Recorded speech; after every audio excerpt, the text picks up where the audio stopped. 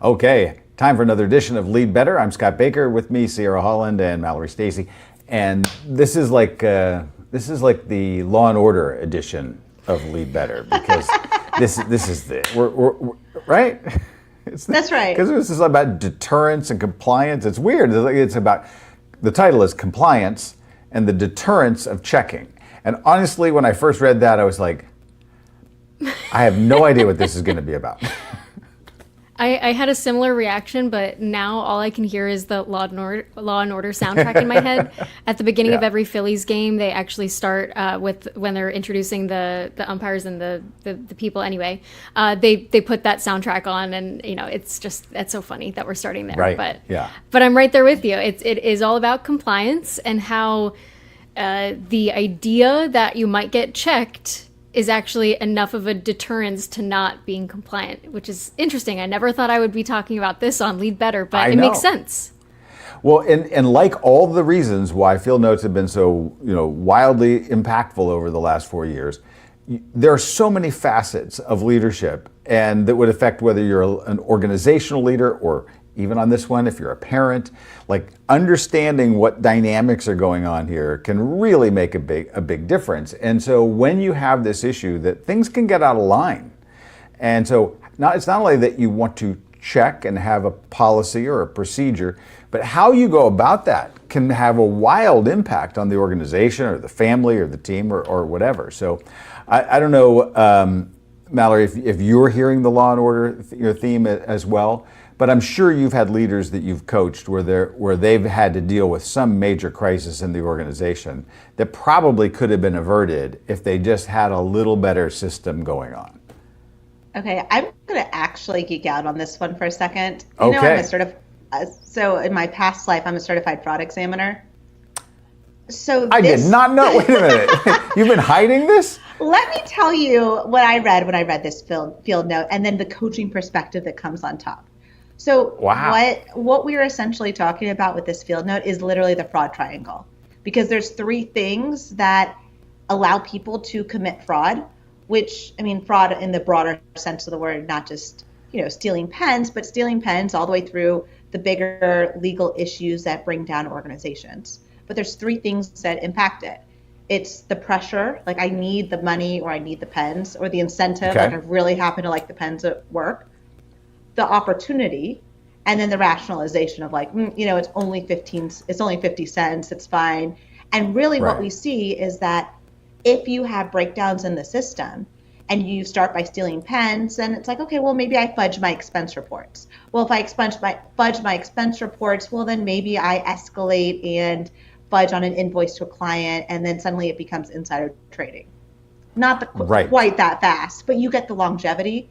So this idea is hitting on that opportunity piece of the fraud triangle, that when it comes to opportunity, how do we make it where it feels a little less like I have the opportunity because I might get caught?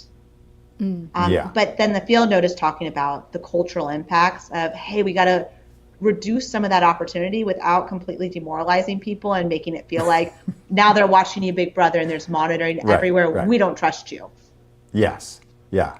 Well, and that's actually the really nuanced part of the field note. We get to that, but Sierra, I was totally unaware of the fraud triangle. I don't know about you. I love learning new things from Mallory, and I do it. Yeah. It happens all the time. That is a blessing. Thank you. Do you have any secrets to tell us about your law enforcement background? No, but it's funny. Where I most connected to this field note was from my background working in restaurants. I worked at a donut shop in Philadelphia. We do donuts and fried chicken, and we all had to be Serve Safe certified. So you go through a long training of how to make sure that you're handling things appropriately, wearing gloves, not touching your face, washing things, checking things, temping things, etc. Because there were times when, we might be the only person working, we ran really lean for good reason.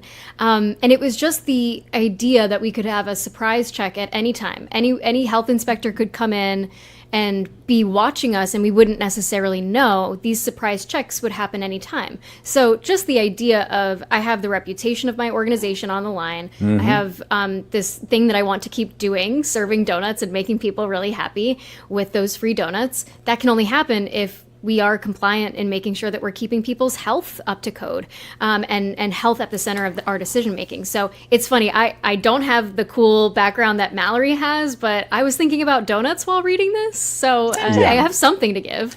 Well, I'm pretty sure that you said something valuable there, but really I've just been thinking about donuts now and chicken for the last minute and a half. Yeah, fair enough. But here's an interesting element to this, because Mallory kind of alluded to this idea that if we make people feel like we're policing them all the time, it's deterrence, deterrence, deterrence. The field note talks about this. It suppresses creativity, freedom, a lot of the things that you would want in an organization, and it talks about like nobody wants to go into a store where every 5 feet there's like a camera's watching you. Please don't shoplift, right? Because it actually puts it in your mind. There have been studies that even say, even at like where a car wash will put up a sign that says, we don't cover damage to certain pieces of this kind of vehicle, they get more complaints. Because people would be like, well, I never thought of complaining, but now that I see this thing telling me not to complain, I'm going to complain. So, Mallory, how do you, as an experienced fraud enforcement, trooper, how do you kind of make this then present and aware in people's minds in a way that is not onerous? Now, Scott, that's probably the $1 million question, right? But I think just like any major change, when it comes time of we need to start implementing monitoring in a culture that doesn't have that in the past, that you do so in such a way that is framed more of, hey, now that we are a bigger company, now that we've experienced so much growth, we are moving into the future. And so adding it in a positive standpoint so that, that 1%, 2% of people who would potentially fall into the fraud triangle and commit the fraud are like, oof, the opportunity isn't quite there as much. But you still have that positive frame or message for the 99 who weren't going to do it anyway, saying, we're growing, we're getting bigger, we're moving to the future. So I don't think nobody sets out to be a bad person, though, right? I mean, in organizations, there are always people that are like, the person that, it's kind of like you said, it's like, it's only 50 cents, it's only, like, you sort of walk a little slippery slope, maybe? It's interesting because I think we were talking about this in terms of, we're thinking of worst case scenarios, but I was almost bringing it down a level too. I mean, if you started out as a mom and pop, you're a confectioner and you make this really great small chocolates or whatever, and you're making it out of your kitchen. You probably don't need somebody to be doing like compliance and quality checking. But as you get bigger and you have more of a manufacturing line, you want people that are working on that line and packaging up your chocolates to know that, a random number of these are going to be pulled off the line for quality and compliance checking. I think that's a great example of this, of whatever I do may be quality or compliance checked down the line, so I might as well do it the right way now. I was almost thinking of it from a perspective of, sometimes people are just, they're busy or they stop paying attention, and it's more about, are you aware of the potential risks and that there are consequences if we find that you're slipping up? I understand that we can look at it through a much more serious lens, and that's probably where it might have been written from. But I feel like there are small moments of compliance in every organization and every business. You can even think of high schoolers who are, writing essays right now, and they might not have every essay run through an AI checker, but I know a lot of schools that have it in there that if we suspect that your essay was written with AI in ways that we're not okay with, we're going to run it through a checker and we're going to have a conversation with you. And I think that could be a deterrent in some ways of, okay, not wanting to disappoint your teacher or get caught doing something that you really shouldn't have been doing, or getting caught, just getting a little bit lazy with your quality. I think those things can be good checkpoints in the process too. What's interesting? Oh, go ahead, Scott. No, go ahead. Bring it on. It doesn't always even have to be like the bad fraud version that you're right, we've escalated it to. But I love that idea of quality. And what we do internally is like when we have scopes. Our process internally is I have a scope, I send it out to get reviewed from a peer. Somebody's going to look at it just to make sure that every scope that leaves the door is something that we as an organization are proud of. But I have to tell you, the very short, high level, hey, it's just a coaching scope that we've done hundreds and thousands of times, and we're just changing the name and the company. Sometimes there's that moment of like, do I really need to send this to be reviewed? And the answer is, Yes, because that's our culture and that's what we've decided as our version of modern monitoring, not because I want to make a typo, but because we have to have that level of quality. Yeah. Yeah. Anybody who's have either of you seen The Bear? Sure, Or yeah. episodes of The Bear? So in the show, it's all about a restaurant trying to really get that Michelin star, become very successful. And in some of the episodes, they're just really talking about excellence and the height of performing and the importance of that, because at any night, and every second counts, but any night a reviewer could be coming in and they don't know what every reviewer looks like. You might have an idea of what a health inspector looks like when they walk into a restaurant, but you probably can't tell who might be writing an article on your food. So the idea is every plate that goes out the door could be going to our most important diner, and just trying to not let that quality slip. It is a big motivator in that show anyway. Well, and there may be a way to kind of to think about compliance here where, I mean, there's two issues here. One, it sounds like there's a quality issue, which is a thing to check on. And when are you slipping up or trying to cut corners?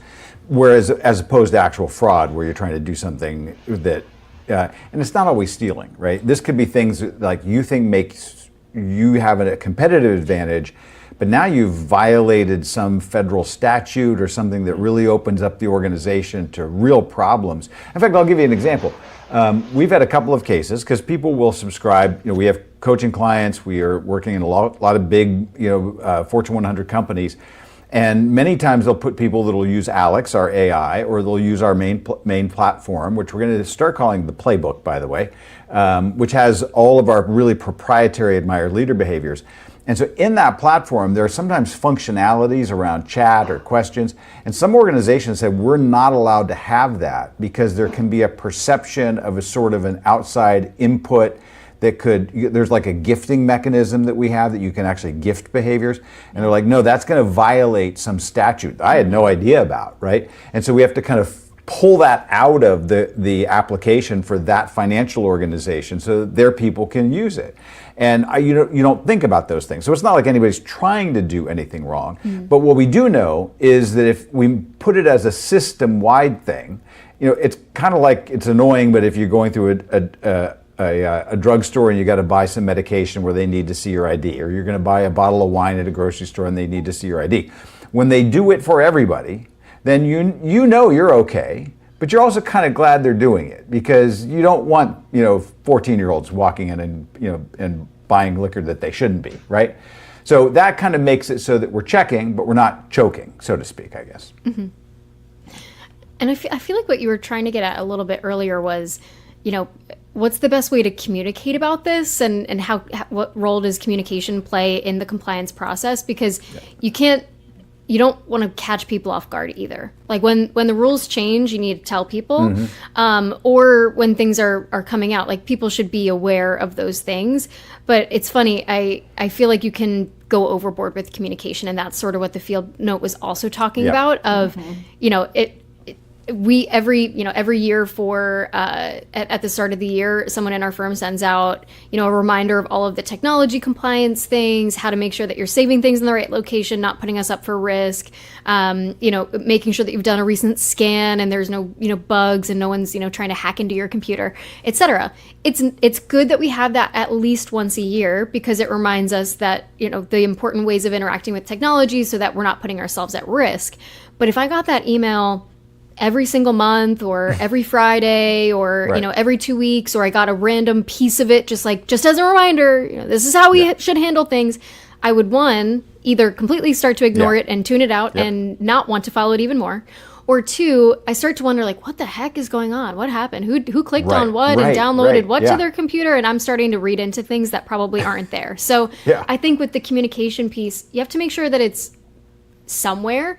I feel like compliance and rules and regulations need to be in one central location that when people want to go look for it, they can go pull it down. I don't think it needs to be sent in an email every week. I think the channel really matters.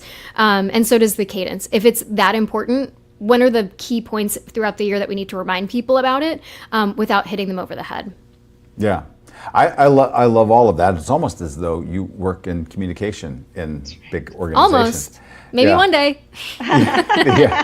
And the other cautionary part to this at the end of the field note is really around the idea that there are probably organizations that are like, this is not a big problem for us, and they tend to kind of like not pay enough attention, and then somebody who maybe is a certified fraud enforcer comes in and is like, you need to start thinking about this at some level, because even though it hasn't been a problem, someday it will become a problem, and your whole organization might be in jeopardy. Yeah. That's right. Well It put. just becomes All right. hope. Any last thoughts? I don't think so. Dynamite. Thank you. See you next time. Bye. Good to see you. See Bye.